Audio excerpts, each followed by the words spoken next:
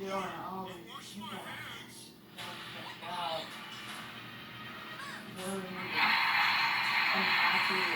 Kyron's toy keeps going off by itself.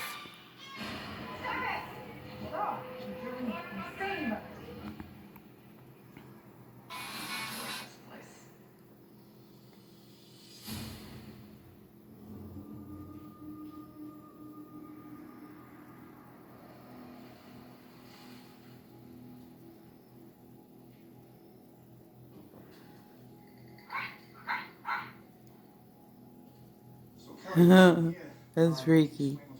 Well, I bought this house a couple years ago. For some reason, I had to have it. I felt compelled to buy it. It was the founder of Great Falls Home, Paris Gibson.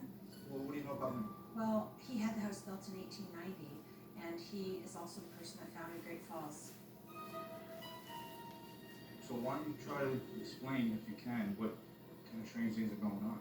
Well, when I bought the house, I started renovating it. I realized that